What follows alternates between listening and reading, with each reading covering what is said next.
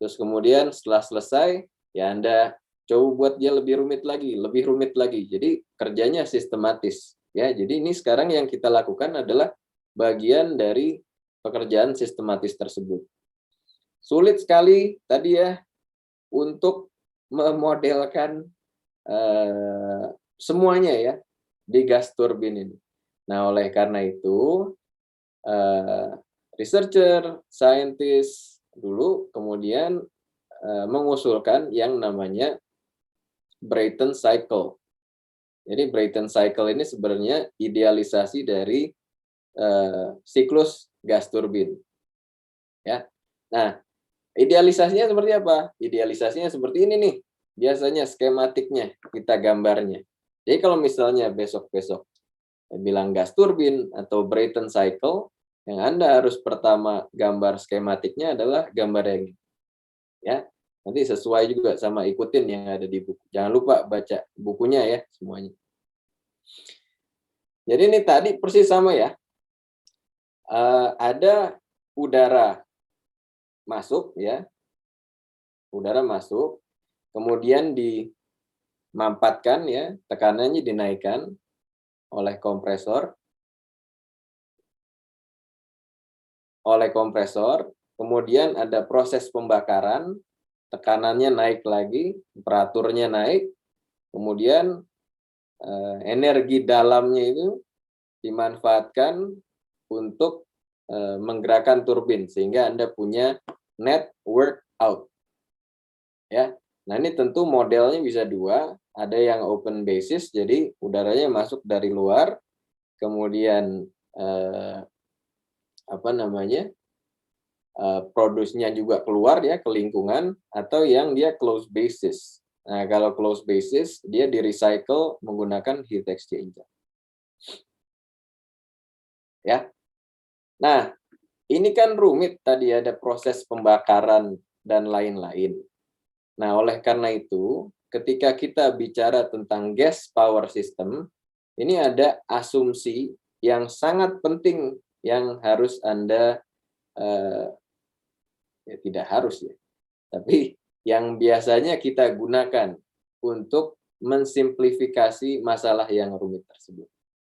Nama asumsinya adalah air standard analysis. Ya, jadi asumsi air standard. Jadi, tapi perlu diingat, asumsi air standard ini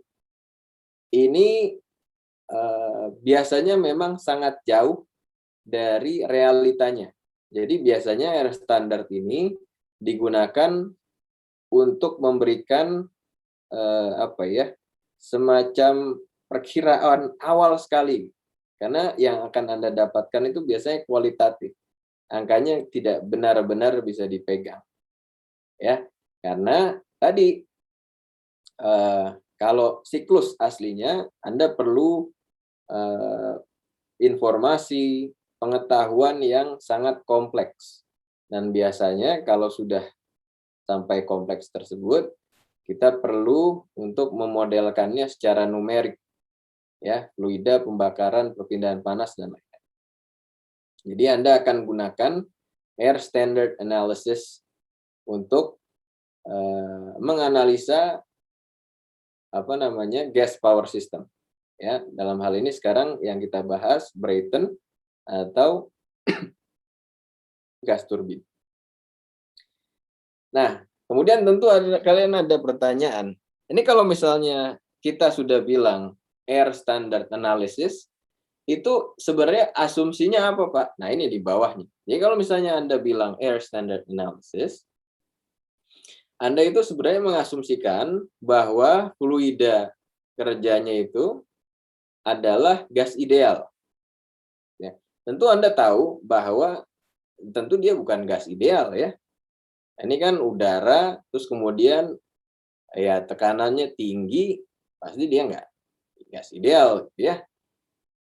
Dan juga dia bukan cuma udara, dia ada macam-macam di situ. Karena ada bahan bakarnya juga yang dimasukkan, gas buangnya kemudian, yang terdiri dari berbagai elemen. Jadi kalau misalnya Anda sudah bilang air standard, itu artinya saya sedang modelkan ini udara sebagai gas ideal. Ya. Nah, kemudian asumsi yang kedua, ini kan tadi kalau di atas, mana tadi ya? Oh, yang ini. Ini kan ada ignition part-nya ya. Jadi dia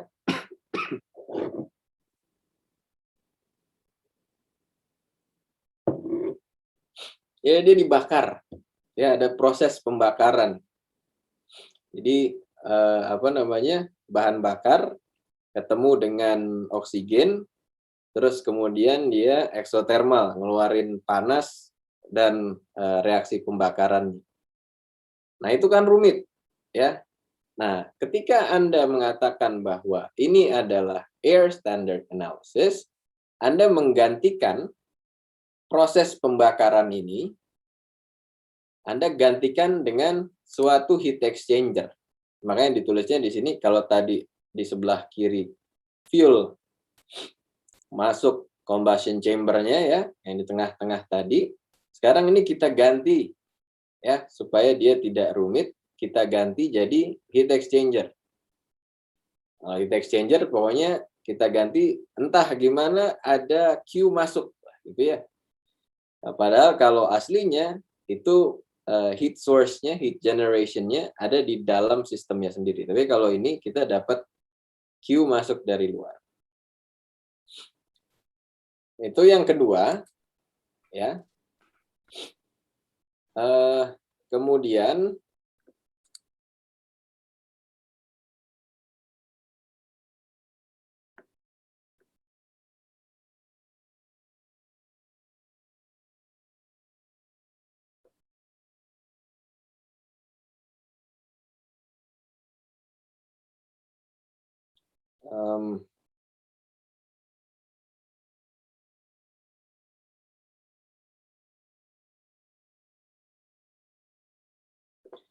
oke. Nah, ini walaupun tertulis di sini, ya ini mungkin lebih relevan ketika kita bicara tentang apa namanya, motor bensin dan motor diesel nanti, ya. Tapi kalau misalnya Anda bicara gas turbin ya tergantung asumsi Anda ya. Anda bisa buat closed loop atau Anda tarik udaranya dari luar, buang keluar, nggak ada masalah juga. Ya, jadi yang penting sebenarnya kalau kita bicara gas turbin ini, pertama adalah jadi kita modelkan dia sebagai gas ideal, kita bisa pakai itu tabel-tabel yang sudah diajarkan Pak Lukman, Pak Lavi ya. Kemudian proses pembakarannya ini kita ganti dengan heat exchanger. Ya. Nah, kemudian ini juga ada asumsi, kecuali disebutkan nanti atau analisa Anda mengindikasikan hal lain, di awal itu kita akan asumsikan bahwa semuanya reversible. Ya, ini semuanya masih ingat ya, waktu belajar entropi pasti ya, kalau dia internally reversible, dia tidak ada entropy generation-nya. Ya, jadi kalau misalnya dia sistemnya tertutup, ya delta S-nya harus 0. Ya. Kemudian ada satu lagi nanti, ini juga mungkin lebih relevan di motor bensin atau motor diesel ya. Kalau dibilang ada kata cold-nya di depan, oh ini cold, nggak cuma air standard analysis, tapi cold air standard analysis, maka K, CP, CV itu asumsinya konstan, yang digunakan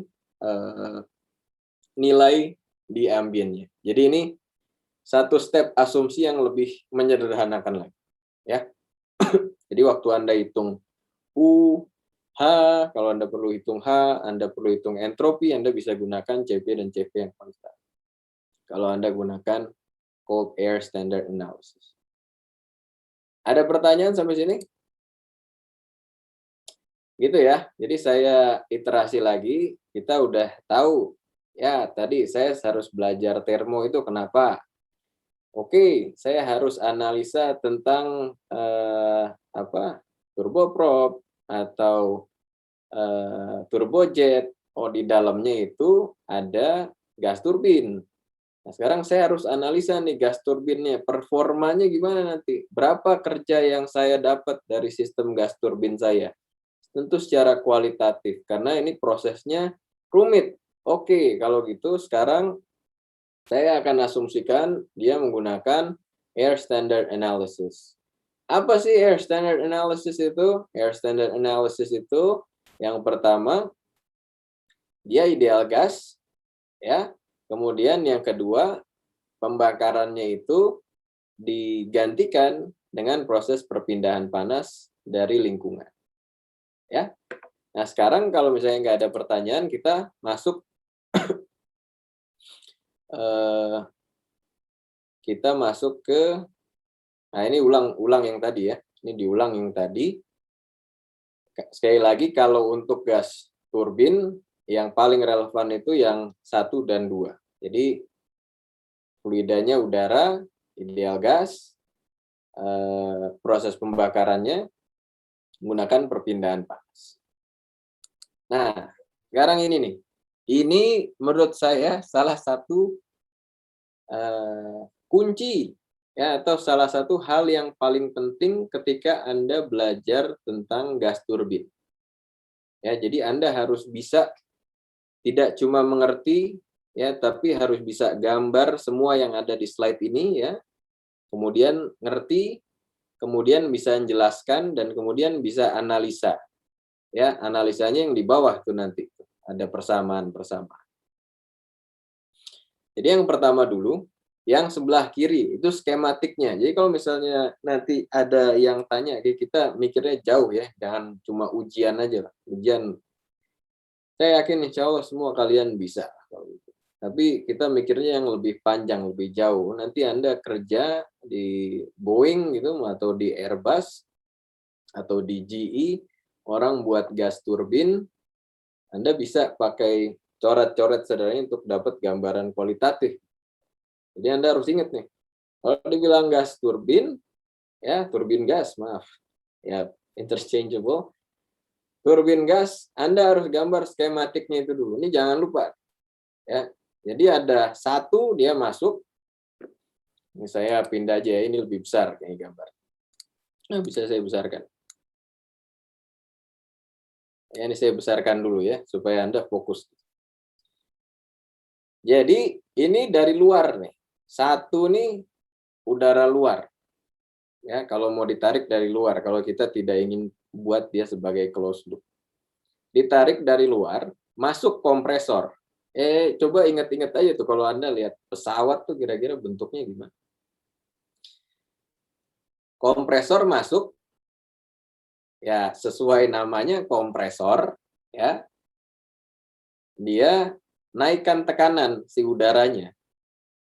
Ya. Dia naikkan tekanan kedua. Nah, tekanannya udah naik nih. Ya.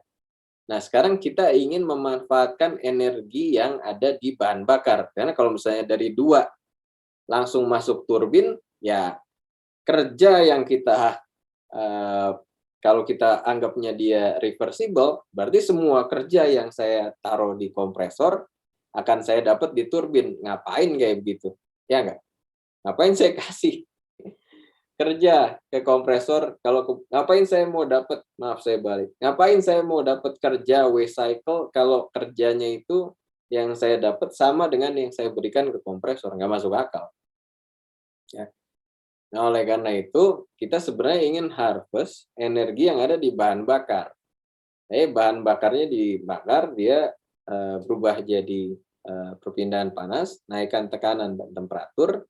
Nah, itu sebenarnya yang mau kita ambil energinya. Ya. Nah, tapi tadi kan ya, air standard analysis, proses pembakarannya kita ganti jadi proses perpindahan panas. Jadi ini bukan ruang bakar, tapi ini jadi heat exchanger, ya. Ini nanti kita juga sedikit intermezzo. Ini kan minggu ke-10 kita bicara tentang gas power system ya. Nanti minggu ke-11, 12 dan seterusnya kita belajar tentang perpindahan panas. Ya, jadi kita belajar tentang proses Q ini nih. proses perpindahan panasnya. Nanti kita bahas lebih detail tentang heat exchanger dan lain-lain. Kalau sekarang di termo, kita anggap ini satu sistem aja, black box, pokoknya ada Q yang masuk. Kita nggak peduli dulu prosesnya seperti apa.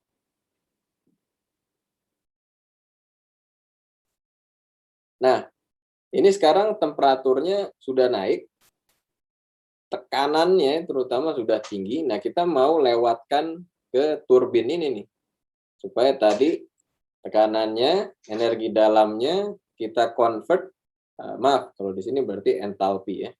Entalpinya kita convert jadi kerja. Nah, kerjanya ini yang kita ambil.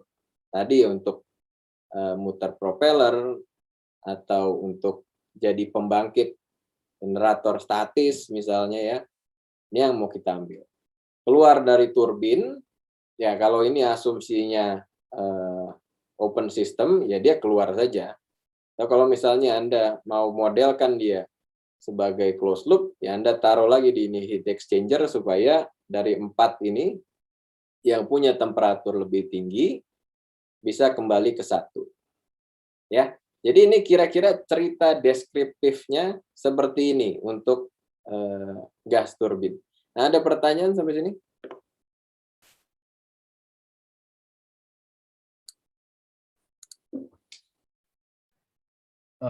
Masih Pak. Ya, gimana? Boleh lihat dua asumsinya tadi? Ya. Ya, gimana, Fit? Oh, sama aja. Sama ya. Oh, oke. Makanya ini saya minta izin nih, saya balik karena tadi mungkin kalau ada yang tanya kenapa Pak Putro ngajarnya gas turbin dulu baru motor bensin sama motor diesel. Ya itu tadi di awal, karena gas turbin ini rasanya lebih relevan untuk kalian ya. Jadi saya ingin kalau bisa walaupun waktunya habis, kita sudah bahas dulu nih sampai detail tentang gas turbin. Ya, tapi tadi asumsinya ya, ini asumsi lengkap biasanya untuk yang gas, untuk motor bensin, motor. Makasih David. Ada lagi yang lain? Permisi Pak, izin bertanya. Ya, Rio gimana? Saya masih belum nangkep perbedaan mendasar dari siklus Brayton sama siklus Carnot gitu, Pak. Karena kayaknya mirip-mirip itu. Betul Mas. Jadi sebenarnya siklus Brayton atau siklus sebenarnya kalau siklus Brayton sama siklus Carnot itu memang pasti mirip-mirip. Ya. Kenapa dia mirip-mirip? Karena ini semua termasuk dalam suatu kelompok yang namanya heat engine. Ya, heat engine itu intinya kita mengubah panas ya, energi dalam U atau dalam bentuk entalpi jadi kerja. Nah, siklus Carnot itu merupakan idealisasi semua siklus heat engine yang lain. Ini ada Brayton ya. Ini memang mungkin tidak diajarkan di kelas ini, tapi ada steam power plant misalnya, ya, Anda pembangkit tuh PLTU dan lain-lain, itu namanya Rankine cycle. Tapi nggak dibahas di sini karena memang tidak begitu relevan kalau untuk teknik dirgantara. Ya, anak-anak mesin belajar. Terus kemudian termoelektrik, termasuk termoelektrik tahu. Ubah panas jadi listrik. Semua yang memanfaatkan beda temperatur jadi kerja itu sebenarnya bisa dimodelkan melalui siklus, menggunakan siklus Carnot. Nah, siklus Carnot itu kasih tahu apa? Siklus Carnot itu akan kasih tahu ke Anda berapa efisiensi maksimum. Maksimum ya. Jadi siklus Carnot itu hanya peduli dengan temperatur panas dan temperatur dingin. Dia nggak gitu peduli dengan proses-proses diantaranya. Ini kalau di sini masih ada kompresor, masih ada turbin. Kalau siklus Carnot itu cuma temperatur panas berapa, temperatur dingin berapa. Nah, kalau saya punya reservoir ya, kita bilangnya reservoir panas, reservoir dingin, siklus Carnot itu akan kasih tahu ke kita berapa kerja yang bisa saya dapatkan kalau saya taruh suatu siklus pembangkit di antara dua temperatur itu. Maksimum ya, berapa kerja maksimum. Jadi saya belum milih tuh dia mau pakai motor bensin, motor diesel, mau pakai Rankine atau Brayton. Gitu, Mas Rio. Oh, berarti kalau disimpulkan emang siklus Carnot itu emang apa namanya, simplifikasi dari semua siklus tuh. Makanya Betul, ada kemiripan itu. betul. Ya, jadi ingat ya waktu belajar di bab berapa tuh? Bab 5 berarti ya. Dia kan cuma taruh siklus aja tuh di gambar lingkaran gitu kan. Tapi dia nggak kasih tahu, oh di dalamnya itu nanti ada kompresor, ada turbin segala macam. Pokoknya dia taruh aja di situ. Nah, dia tentu analisisnya pakai hukum kedua. Saya harap pasti sudah dijelaskan ya sama Pak Lukman dan Pak Lafi. Pakai hukum kedua termodinamika, kalian bisa tuh langsung ketemu nanti. Oke, baik Pak, terima kasih. Ya, nanti mungkin kita bisa review ulang tentang siklus Carnot kalau kita ada waktu nanti ya, Mas Rio. Makasih. Yang lain ada pertanyaan? Pak mau bertanya Pak. Ya. Nah, berarti sejatinya yang combustion-nya itu perhitungannya itu nanti pakai stokiometri juga ya Pak? Ya, betul. Karena itu makanya ini di buku-buku termo tuh biasanya ada tuh dia reaksi pembakaran gitu. Jadi ya nanti harus tulis reaksinya CH4 berapa tambah O2, keluarnya nanti CO2, H2O atau ada sisanya dan lain-lain. Tapi itu tidak termasuk di skop bahasan kita ya Mas Labda ya.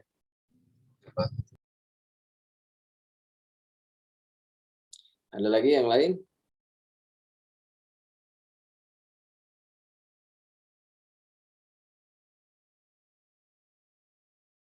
Oke, kalau nggak ada lagi yang lain, kita lanjutkan lagi. Nah, jadi paling tidak Anda sudah bisa gambar, ya. Kemudian Anda sudah bisa cerita deskriptif apa yang terjadi di gas turbin. Nah, seperti biasa, kalau di termo itu pasti ada hubungan PV atau TS dan lain-lain. Semua propertinya itu berhubungan. Ya. Nah, Anda kemudian selanjutnya kalau sudah bisa gambar skematiknya, Anda harus bisa gambar diagram PV atau TS ini yang merepresentasikan proses yang terjadi. Nah, ini pilihannya biasanya ada dua. Tentu pilihannya nggak cuma dua ya, Anda bisa gambar P terhadap S, T terhadap V, ya bebas lah, macam-macam. Intinya kan kalau state in thermodynamics itu ya kalau Anda sudah tentukan dua propertiesnya, state-nya itu sudah ditentukan. Ya intinya yang penting Anda tentukan dua state.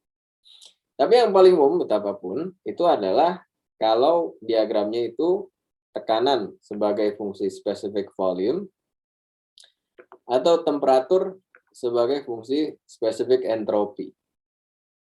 Ya. Jadi either P terhadap V atau T terhadap S. Tapi Anda harus bisa nih dua-duanya. Jadi kalau misalnya ujian, insya Allah saya akan minta supaya gambarnya dua-duanya, bukan pilihan P V aja atau TS aja. Ya. Nah ini kita mulai, kita lihat nih di PV ini, ya.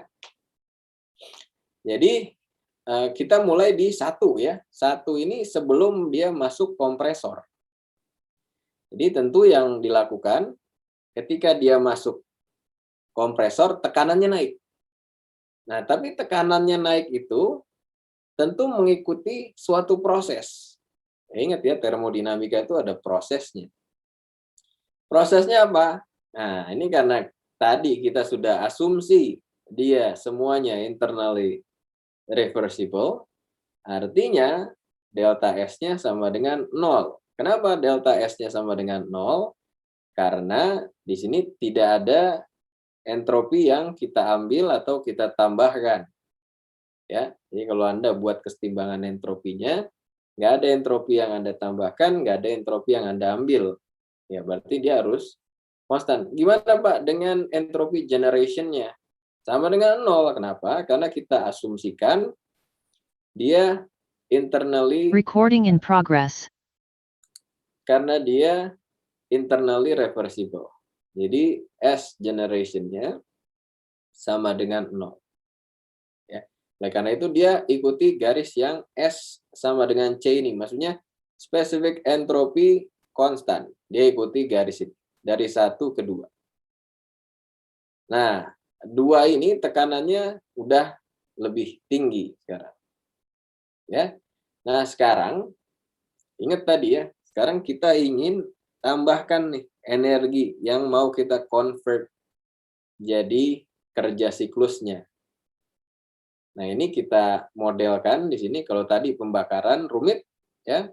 Kalau sekarang kita modelkan dengan perpindahan panas di tekanan konstan. Ya, jadi heat exchanger-nya ini dimodelkan dia punya tekanan konstan. Tapi kita kasih Q. Nah, kalau kita kasih Q, pasti entalpinya naik. Ya. Entalpinya naik di sini tapi P-nya konstan. Jadi specific volume-nya yang naik. Jadi dari 2 ke 3, 2 sekali lagi 2 ke 3 ini lewat heat exchanger. 2 ke 3 ada Q masuk. Nah, dari 3 sekarang masuk turbin nih. Jadi 3 ini di inlet turbinnya sebelum masuk turbin. Sekali lagi, tadi waktu kita asumsikan di awal tidak ada loss-nya, tidak ada irreversibilitas. Jadi kita asumsinya ini suatu kompresor turbin hayalan, ya, nggak ada gesekan, nggak ada perpindahan panas dan lain-lain. Jadi nggak ada entropy generation. Oleh karena itu dia turun mengikuti suatu proses, sekali lagi entropi konstan. S sama dengan C, maksudnya spesifik entropinya sama dengan konstan. Dari 3 ke 4. Nah, ini dari 4 ke 1 ya, kalau Anda mau modelkan dia atau Anda diminta nanti di ujian sebagai closed loop, ya Anda taruh lagi di sini heat exchanger-nya. Ya, tetapi tentu kenyataannya Anda ambil kompresor turbin ya buang ke lingkungan luar. Nah, ini supaya closed loop ya. Ada pertanyaan sampai sini?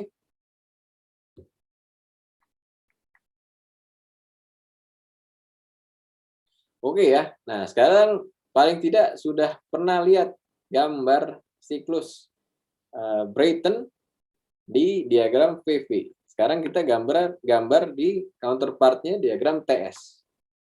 Diagram TS. Nah, sekarang kita mulai dari 1 nih. Ya, 1 ini 2 aksen atau 2 prime, 3 prime ini nggak usah dilihat dulu. Kita yang lihat yang garis solidnya saja. Jadi kita mulai dari 1. Ya. 1 ke 2. 1 ke 2 ini apa? Lihat lagi diagramnya, jangan lupa. Nah, skematiknya yang masuk. 1 ke 2 itu kompresor.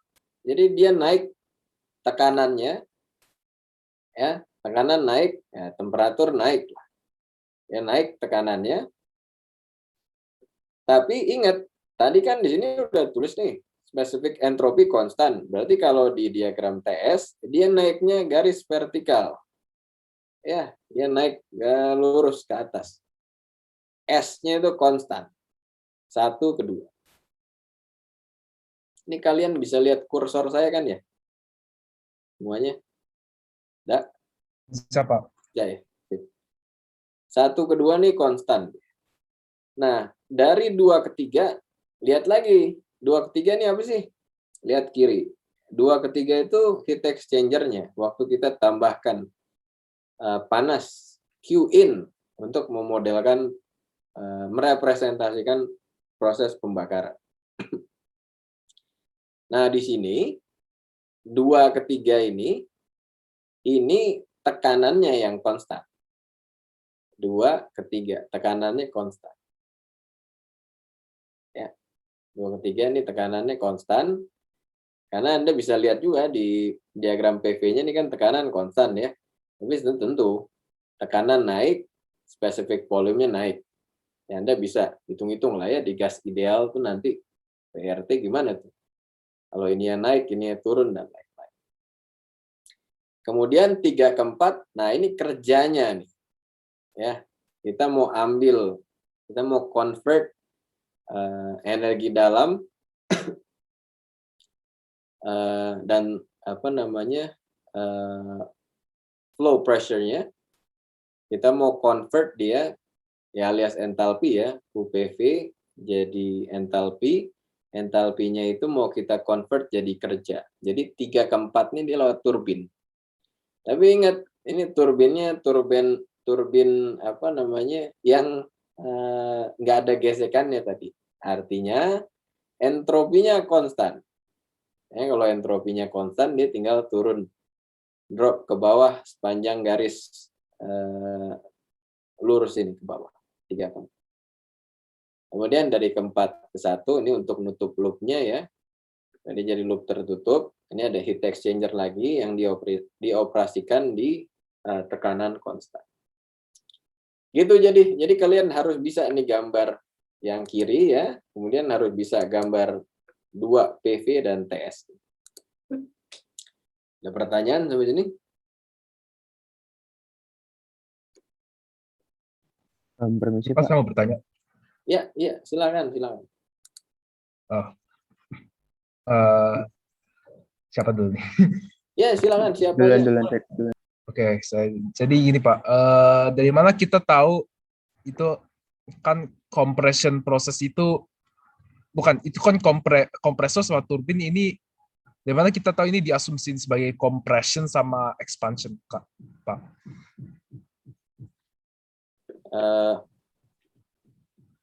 Dari mana kita tahu? Saya nggak ngerti pertanyaannya, karena kan ini kita yang menentukan, Mas. Ini bukan asumsi ya. Tapi kalau kompresor itu kan ya memang gunanya untuk menaikkan tekanan, dan turbin itu gunanya ya untuk menurunkan tekanan dan mendapatkan kerja. Mungkin saya nggak ngerti pertanyaannya. Bisa dielaborasi lagi, David?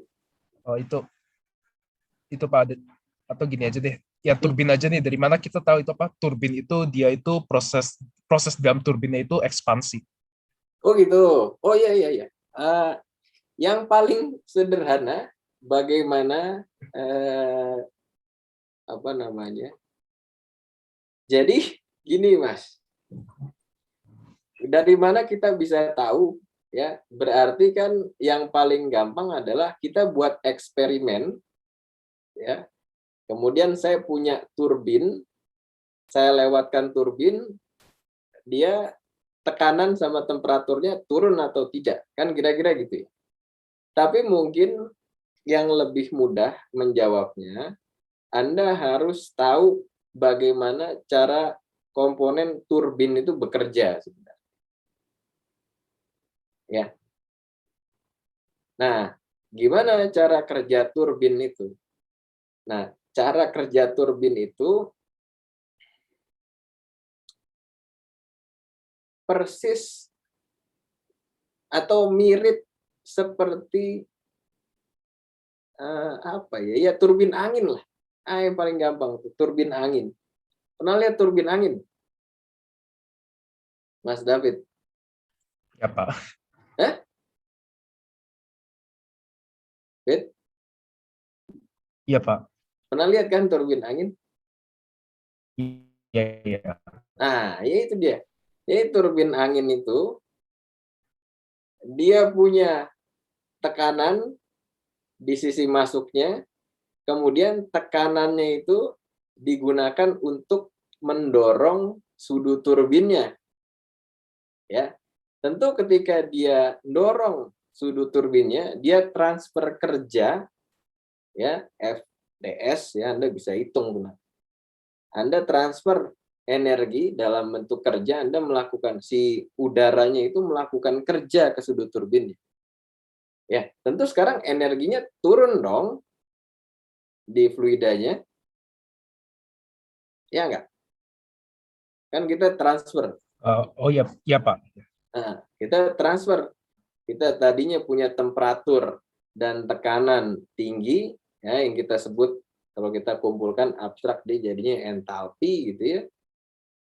Nah itu sekarang kita transfer apa namanya fisiknya gimana sih sebenarnya? Ya fisiknya itu sesederhana itu si anginnya itu dia punya apa namanya ya kalau Anda pergi ke sisi makroskopiknya ya dia punya energi kinetik yang tinggi gitu.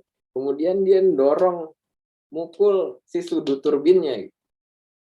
Nah, sudut turbinnya karena kalau Anda gabungkan dengan statika atau MKM, di satu sisi dia didorong karena tekanannya tinggi, di satu sisi lain tekanannya rendah. Ya, berarti ada net kan? Kalau ada net dia pasti Fm kali A atau dalam hal ini I dikali omega rotasional itu jadi kerja nanti. Nah, tapi sekarang saya udah transfer energi yang ada di fluidanya ini jadi kerja. Ya tentu sekarang apa namanya fluidanya ini akan punya energi dalam atau entalpi yang lebih rendah sekarang karena saya udah transfer. Nah, karena dia energi dalamnya lebih rendah ya tentu representasinya tekanannya turun. Nah, oleh karena itu Anda bisa lihat di sini tadi gabungkan dengan pertanyaan Anda, ya berarti kalau saya lewat turbin ya tekanannya turun. Itu kira-kira Mas David. Semoga menjawab. Ya, terima kasih Pak. Ya, ya. Jadi ini apa asumsi ini kondisinya sangat ideal ya. Maksudnya sangat ideal gimana, Mas David? Kayak atau kondisinya kayak perfect lah. Nggak jadi deh Pak, nggak jadi. Jangan, nggak boleh gitu. Saya merasa Anda ada sesuatu yang dipikirkan. Ya, lebih baik sekarang aja, mumpung ada kelas gitu, mumpung sambil belajar. Mungkin ada teman yang punya pertanyaan yang sama. Gimana? Ayo Fit, dan harus ini sekalian ya soft skill untuk Nggak kalian jadi pikir. semua. Jadi turbina itu jadi kondisinya itu jadi turbina ini kondisinya sangat ideal gitu. Jadi cuma mikirnya itu apa kayak itunya ya apa kayak udaranya itu ngedorong turbinnya aja, unsur itunya aja. Unsur yang lainnya kayak perpindahan panasnya nggak dihitung, yang lain-lain. Jadinya bisa diasumsi jadi kayak ekspansi piston aja gitu ya, Pak. Iya, tapi betapapun, walaupun perpindahan panasnya dihitung, karena ada perpindahan panas dari fluida ke sudut turbinnya, prinsip kerjanya itu tetap sama, Mas. Prinsip kerjanya itu tetap sama. Ini turbin itu nggak dibahas kemarin berarti ya? Belum ya? Belum diajari tentang turbin? Udah Pak. Tapi Udah kan? mungkin saya lupa. Oh ya udah kalau gitu. Ya tolong diingat-ingat ya. Itu komponen yang penting. Tentu belum sampai taraf harus tahu gimana apa ya dari sisi mekanika fluidanya gitu ya. Tapi paling tidak Anda harus tahu tuh. Bentar, saya lihat. Saya sambil carikan ini harusnya ada di bab 4 seingat saya. Coba saya cek ingatan saya.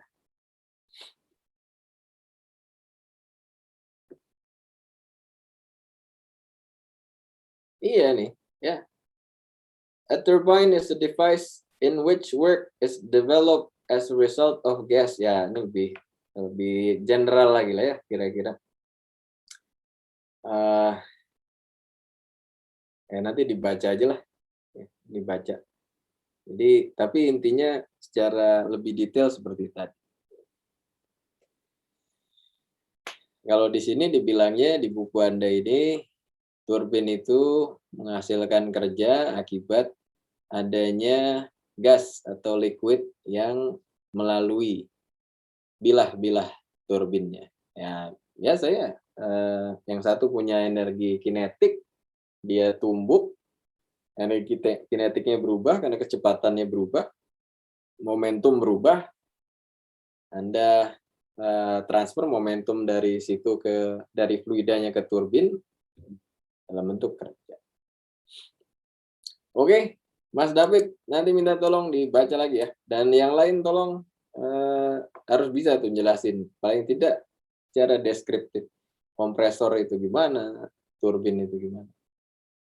Anda sebagai engineer tolong lebih curious ya. Kompresor tuh ada kompresor jenisnya apa aja, turbin ada jenisnya apa aja, dan lain-lain. Terima kasih Mas David pertanyaannya. Ada lagi yang lain? Iya, mau bertanya Pak. Ya.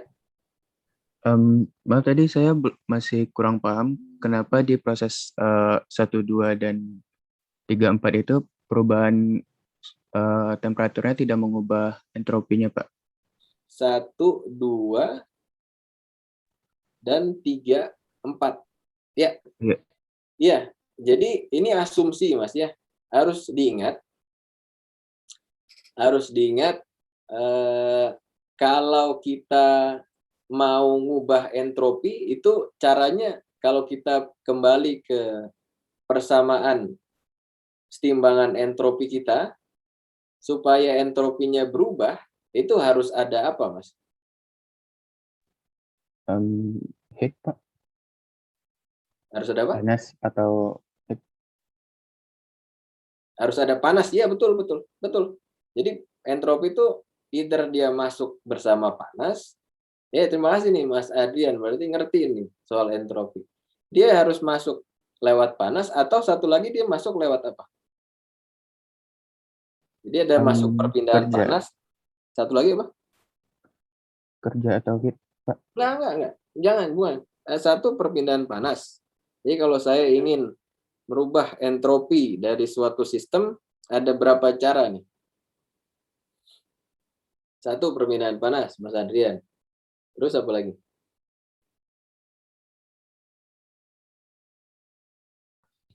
Ubah tekanan mungkin Pak.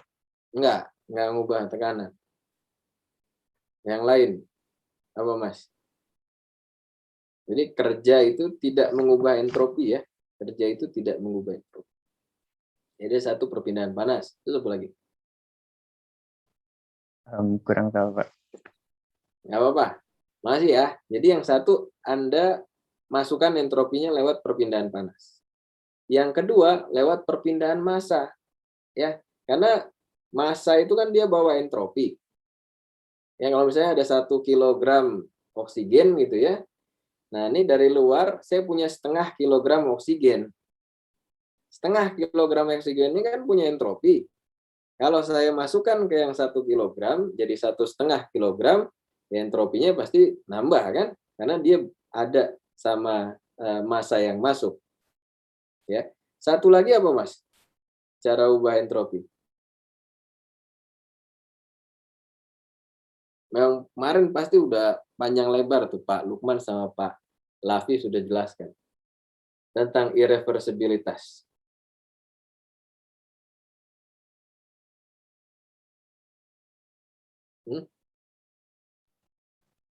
Entropi generation gimana? Udah dengar entropi generation?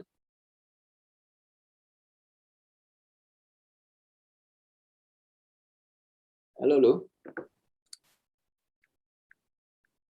Maaf Pak, mungkin contoh yang lainnya saya belum terlalu paham Pak. Oke. Jadi entropi itu bertambah dalam suatu sistem Mas ketika ada bukan aksi ya, apa namanya? Ada irreversibilitas. Ya, ini tolong nanti Anda baca lagi di bab 6. Ya. Jadi ada proses-proses irreversible yang akan menaikkan entropi dari suatu sistem. Nah, apa contohnya? Ya contohnya tadi yang paling sederhana kalau di sini gesekan. Gesekan itu akan menaikkan entropi dari suatu sistem. Tetapi kan kita udah bilang di sini. Nih asumsinya. All processes are internally reversible. Jadi anggapannya nggak ada gesekan di situ. Nah, tadi. Tidak ada gesekan. Karena tidak ada gesekan, maka tidak ada entropy generation. Karena tidak ada entropy generation dan massa yang masuk sama dengan massa yang keluar, karena ini kontrol volume ya jadinya, maka S-nya konstan, ada di poin B ini aja terus. Jadi dari 1 ke 2, S-nya konstan. Tidak ada perpindahan panas, lihat di skematiknya ya, kompresornya nggak ada perpindahan panas dari luar ataupun dari dalam, baik di kompresor maupun di turbin. Ya, dan di sini kita asumsikan ya tadi nggak ada gesekan. Nggak ada gesekan berarti S-nya konstan. Entropy generation-nya konstan. Maaf, kok entropy?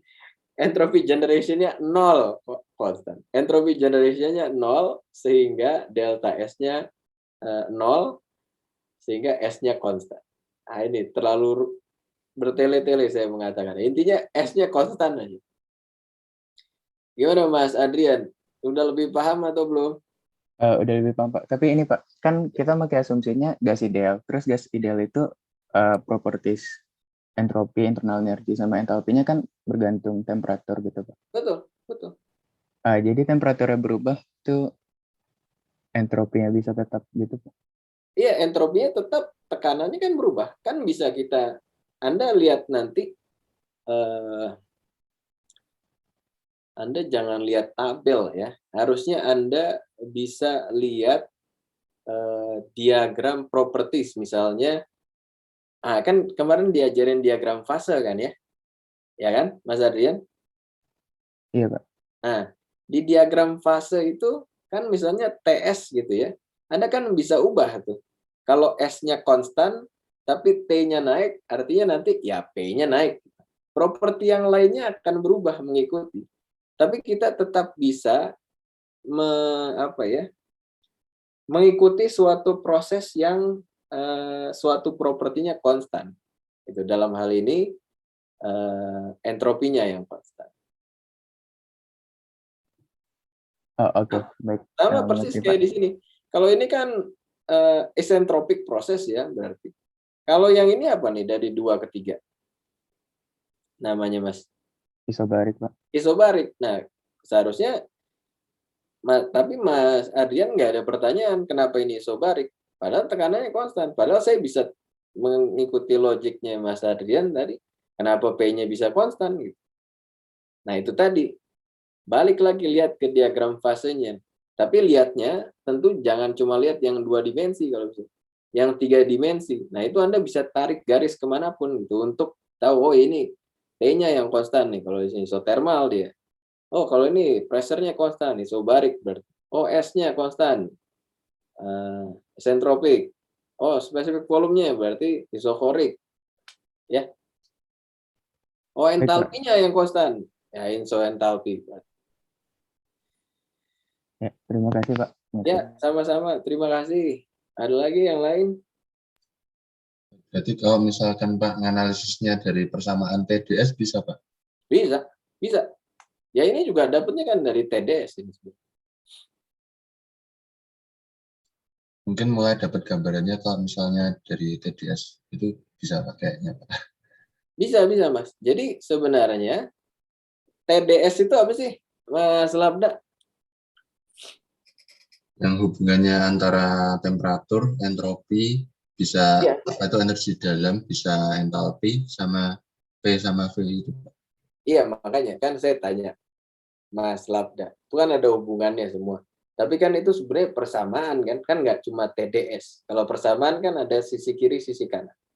TDS itu sama dengan apa? TDS sama dengan DU plus PDV bisa, sama dengan DH-VDV bisa Pak. Iya, iya. Saya sebenarnya mau larinya arahnya ke TDS itu sama dengan Q, gitu, perpindahan panas. Tadinya saya arahnya sebenarnya mau ke situ, Mas. Tapi nggak apa-apa juga. Kalau mau mulai dari U sama dengan tadi TDS plus PDV gitu ya. TU atau DH sama dengan DU, PDV, VDP gitu ya. Ya silakan saja, itu juga bisa. Saya nggak terbayang gimana menjelaskan TDS-nya tadi ke konteks ini, maksudnya gimana ya? Kalau Mas Labda maksudnya gimana tuh? Jelaskan TDV. Maaf, bukan TDV, TDS di konteks yang ini. Ya, Pak, kalau misalkan mungkin kalau S-nya konstanan berarti kan DS-nya hilang kan Pak itu. Berarti kan tinggal tersisa apa? Misalkan DU sama PDV-nya aja Pak. Oh Jadi iya. Oh nanti maksudnya naik. iya. Ya betul. Kita bisa di mana itu ya? Itu nanti ya sekali lagi tidak kalau Anda suka yang seperti itu ya, itu nanti ada yang namanya Maxwell relation-nya, ada nggak di buku ini?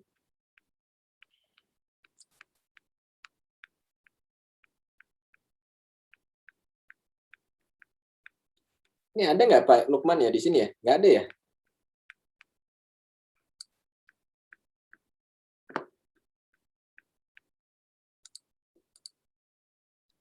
Nanti ya kalau sukanya begitu ya nanti harus lihat namanya persamaan tingkat keadaan Mas Labda. Tapi tentu itu tidak hanya TDS gitu-gitu ya, itu lebih jauh dari itu memang. Tapi bisa dilihat dari situ.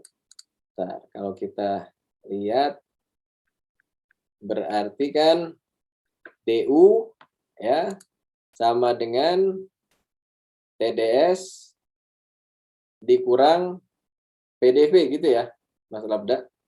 Iya Pak.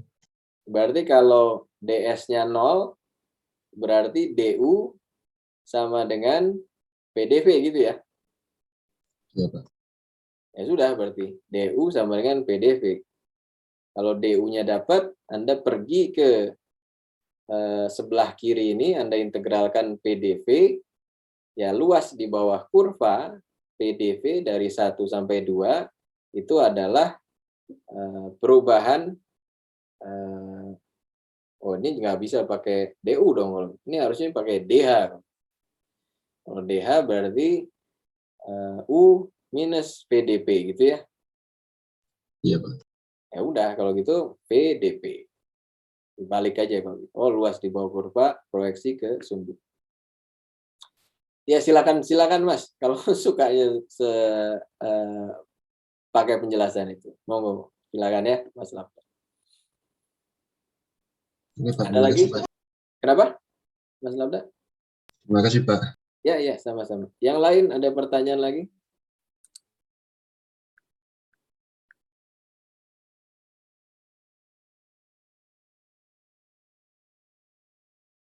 Oke ya, kalau nggak ada pertanyaan lagi, nah kita lanjutkan nih sekarang nih. Anda sudah bisa gambar skematiknya, sudah bisa buat diagram PV dan TS. Nah selanjutnya Anda akan coba menghitung parameter performance dari siklus Brayton ini. Nah biasanya apa saja sih yang kita ingin tahu?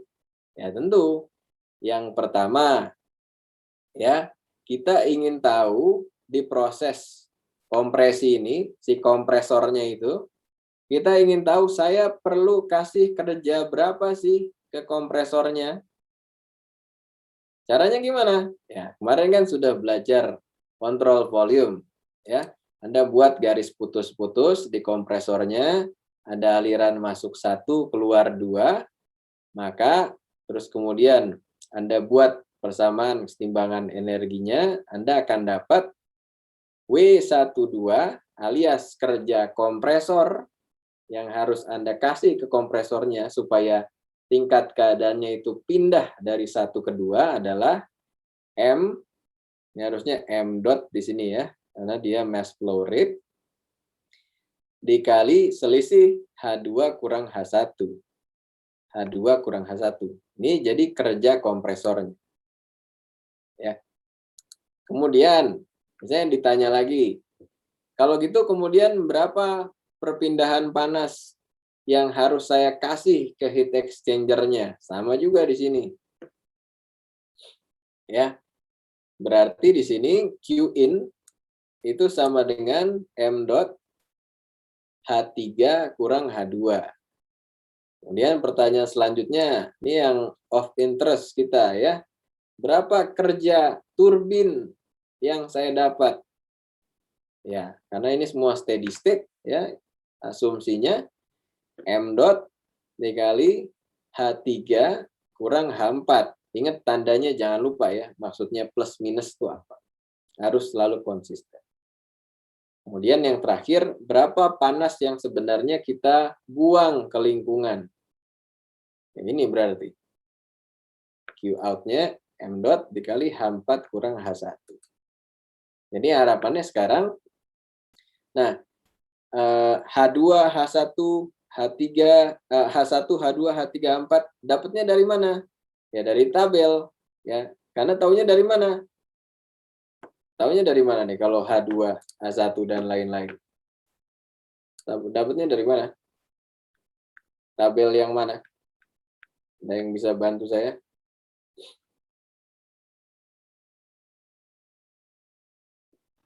Gas ideal. Gas ideal. Ya, gas ideal itu tabel berapa tuh? Coba kita lihat. Gas ideal karena ya tadi kita udah asumsi di awal. Kita sudah asumsi di awal bahwa ini gas ideal gitu. Ya. Nah, gas ideal itu tentu H atau U-nya hanya fungsi temperatur ya. Jadi kalau Anda cari temperaturnya berapa, ya misalnya nanti, oh ya di setiap state ini saya tahu temperaturnya, ya Anda bisa langsung tahu H-nya berapa. Gitu. Pakai tabel A, kalau di sini T9, ya, tabel T9, Ideal Gas Properties of Air. Ya, ada pertanyaan sampai sini? Sebenarnya intinya itu ya itu aja sebenarnya intinya. Ya, yang lainnya ya. Kemudian selanjutnya tentu detailnya ya. Tapi intinya itu.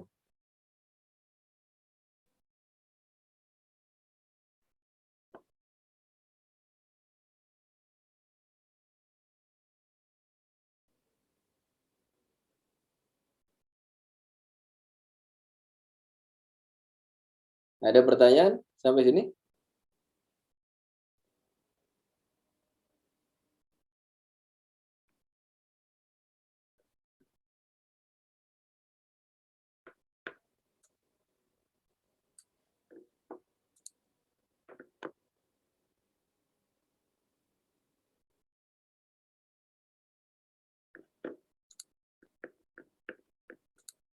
Selanjutnya apa? Nah, ini.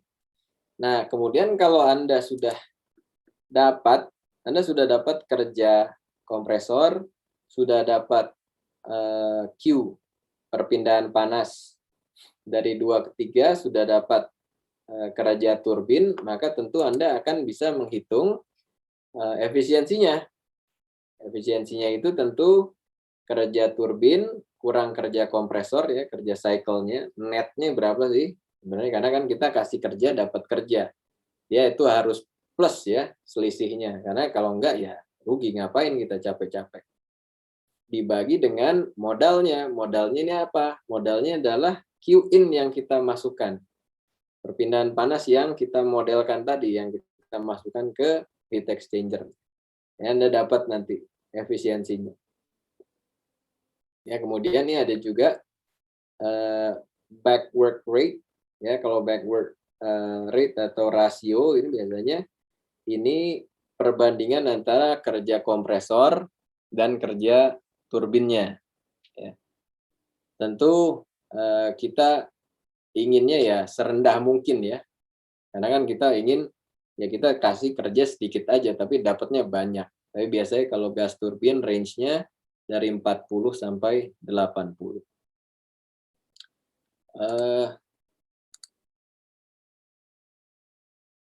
Oke. Gitu kira-kira. Ada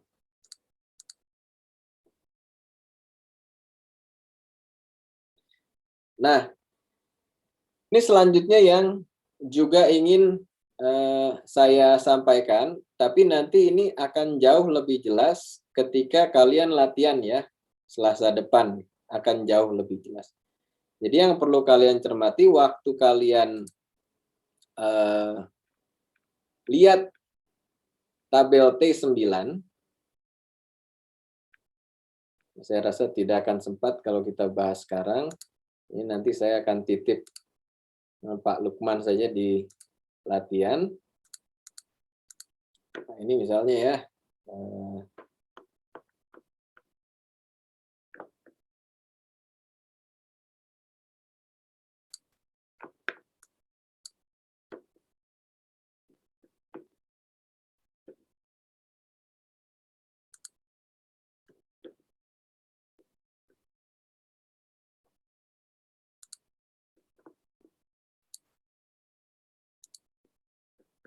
Nah, ini tabel T9 ya. Kan kalian mau ambil yang kolom kedua nih, si H-nya. Ya. Kolom kedua si H-nya. Nah, ini ngambilnya dari mana? Ya, dari yang ada saja di sini. Kalau tahu temperaturnya ya bisa langsung dapat H-nya gitu ya. Atau mungkin nanti kalau kalian ingat-ingat ya perbandingan tekanan dari dua keadaan ketika prosesnya itu isentropik, ya Anda bisa dapatkan nih PR1-nya berapa, PR2-nya berapa gitu. Maksudnya begini.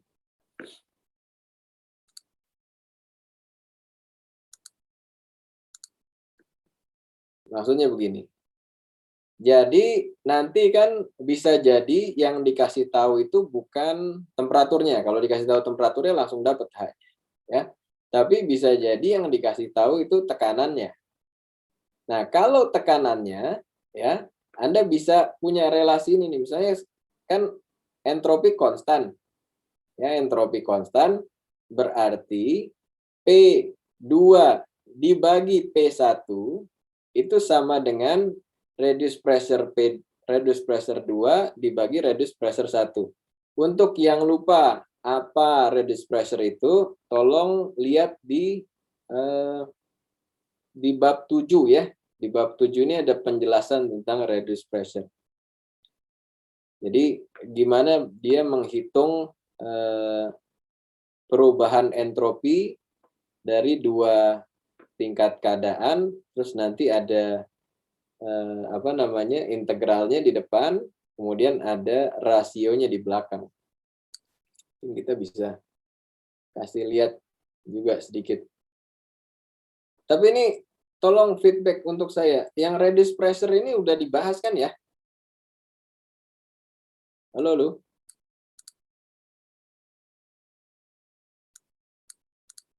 Halo?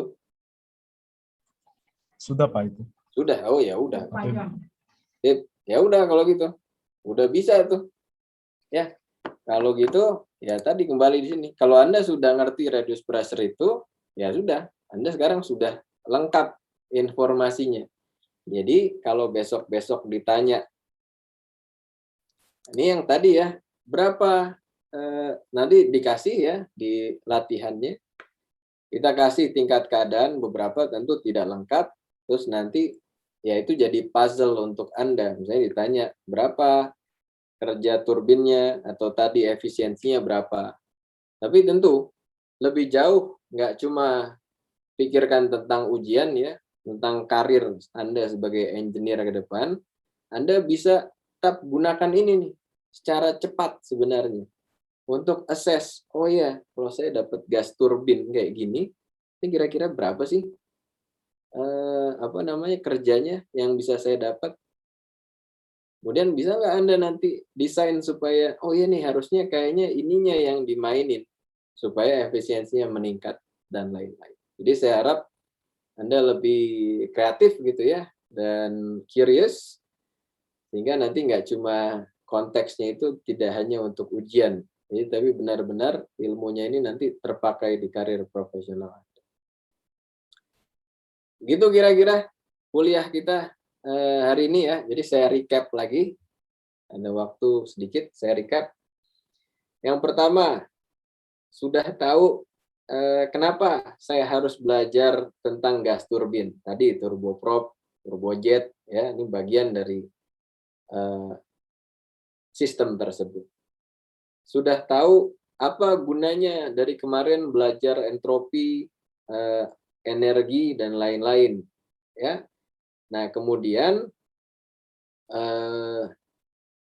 selanjutnya sudah tahu asumsi apa yang harus saya gunakan untuk mensimplifikasi dari masalah yang kompleks, ya, masalah pembakaran dan lain-lain, jadi masalah yang lebih sederhana, si Brayton cycle-nya. Saya bisa gambar skematiknya, saya bisa gambar diagram PV dan TS-nya. Kemudian saya selanjutnya bisa menjelaskan, ya, nggak cuma bisa gambar, menjelaskan setiap prosesnya. Nah, saya bisa jelaskan setiap prosesnya, saya bisa hitung kerja dan perpindahan panasnya, sehingga saya bisa evaluasi performansi dari siklus Brayton ini berapa. Ya. Itu, dan tentu ini Anda bisa langsung bandingkan, tadi ada yang tanya. Misalnya Anda dapat nanti efisiensinya 30%, terus Anda hitung Carnot efisiensinya, ternyata jauh lebih tinggi Carnot efisiensinya. Ya berarti ada yang salah dengan sistem Anda, dan Anda bisa mulai troubleshoot. Oh, yang salah di sini. Oh, kenapa efisiensinya rendah gitu dibanding dengan efisiensi ideal. Oke, ada pertanyaan sampai sini? Oke ya. Kalau tidak ada pertanyaan. Saya mau tanya. Ya, Mas David gimana? Saya mau memastikan tadi saya bilang kita udah belajar apa namanya yang reduce pressure. Ya. Saya untuk memastikan aja ini benar atau enggak. Reduce pressure itu dimensionless kan? Ya. Bentar, Oke, saya perlihatkan ya. Jadi reduce pressure-nya itu ini loh, Mas.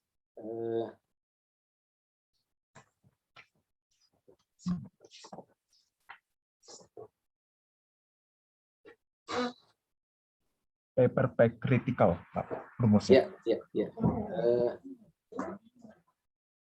Tapi mungkin pembahasan yang lebih relevan di analisis turbin gas ini ada di section 7.6.2.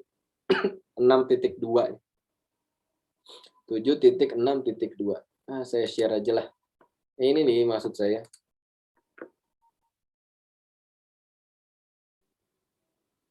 Nggak bisa di-share.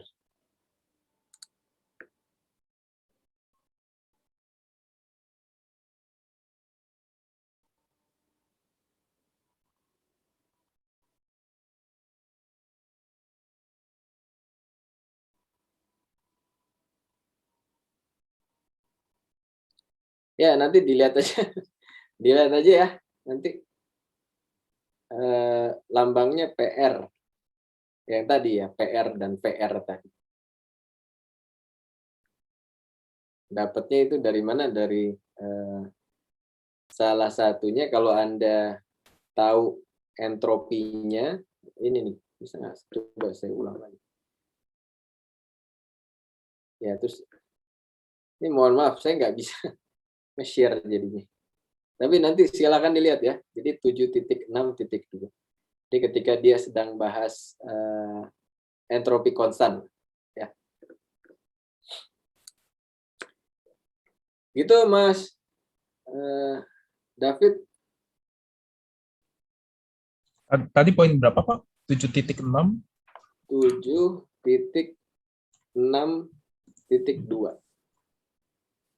7.6.2. Saya pakai versi masih, Pak. Ya. Harusnya saya pakai versi yang sama ya. Tapi judulnya isentropic process. Ya, 7.6 itu isentropic process. Ya. Terus kemudian ada section untuk gas idealnya. Oh ya, sama Pak. Sama. Sama ya? Oh, Iya, iya. oke. Ada lagi pertanyaan yang lain?